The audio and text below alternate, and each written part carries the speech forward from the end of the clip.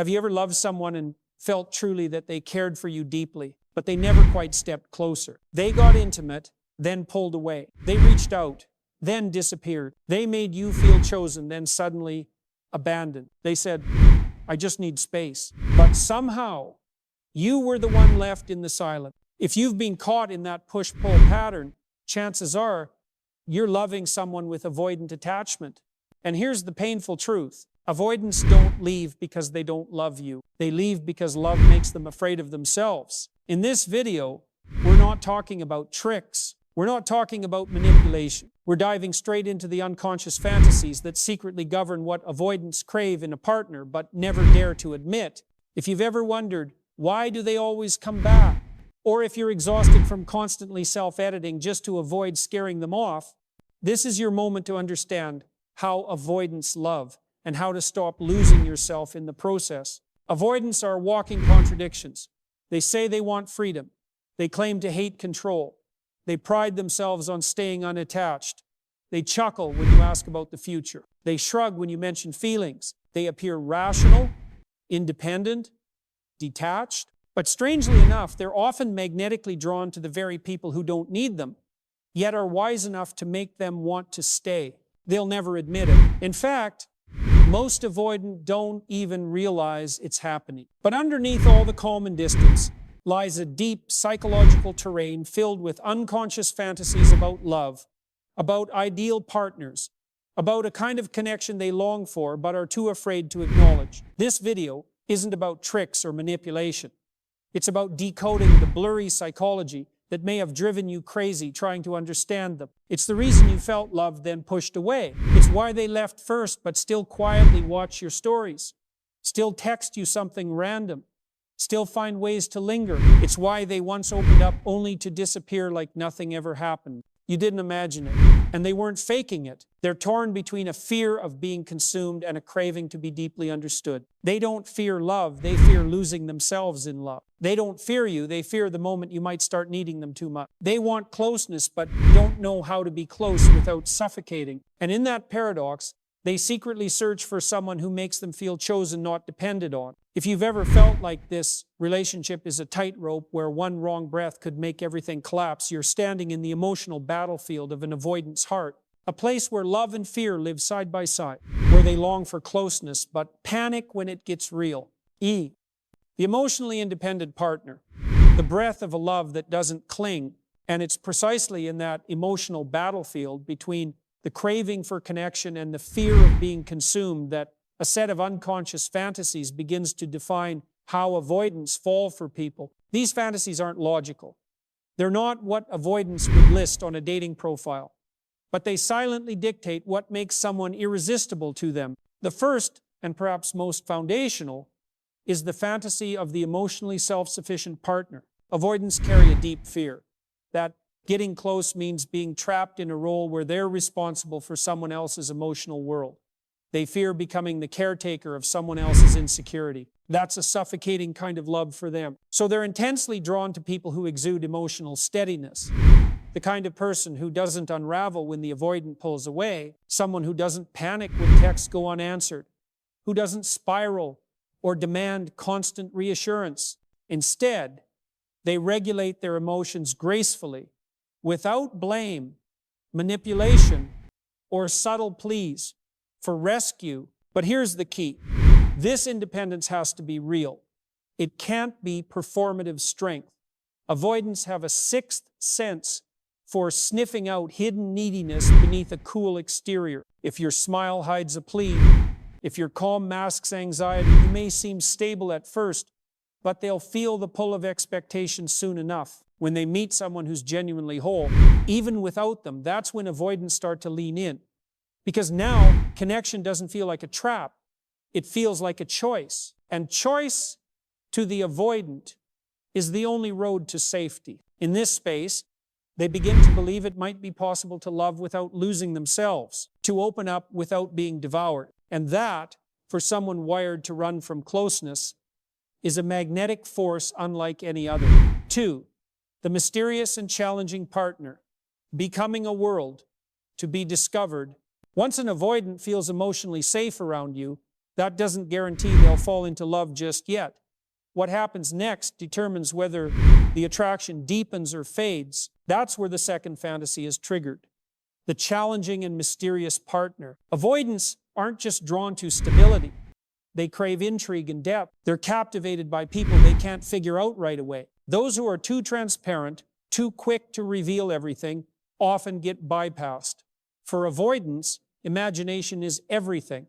They lose interest when there's nothing left to explore. They need to feel like they're discovering someone layer by layer, not receiving a prepackaged version of a person. The more self-contained your life is, your hobbies, your relationships, your worldview, the more intriguing you become. You don't need to play hard to get. You just need to be someone with a life that doesn't revolve around them. What they deeply respect but rarely articulate is boundaries. They are drawn to people who don't give everything away just because they showed up. They don't want to be given love easily. They want to earn it. Because when they have to work for your affection, it feels more valuable and more trustworthy. If your attention isn't easily won, if your heart isn't easily claimed, if your presence feels like something to understand, not possess, you become the kind of person an avoidant can't stop orbiting. You're no longer a person to be consumed. You're a world to be discovered. Sen, the non-judgmental witness, understanding why they withdraw in silence. After being pulled towards someone emotionally independent and intriguingly mysterious, a deeper part of the avoidant psyche begins to stir. This is where their quiet shame lives, the belief that I don't know how to love the right way. And at this level, they begin to crave the third fantasy, the non-judgmental witness. Avoidants aren't void of emotion. They're just not used to having a safe space where those emotions are allowed to breathe. They don't withdraw to punish.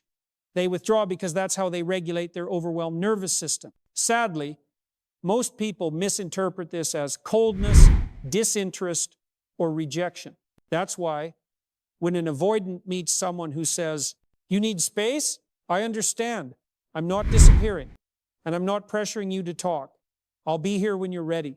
That person becomes unforgettable. The non-judgmental witness doesn't demand change. They don't push, don't pull, don't try to fix the avoidant. They simply stay present with a calm steadiness that softens even the thickest emotional armor. What moves avoidance isn't dramatic affection or poetic gestures. It's a gaze that says, "I see you," without asking for more. It's someone who recognizes that silence is sometimes a cry that can't find its voice. It's someone who doesn't take the retreat personally and still leaves the light on for when they return. When an avoidant feels seen without being dissected, understood without being judged, that's when they start to believe, maybe love doesn't have to hurt. 4.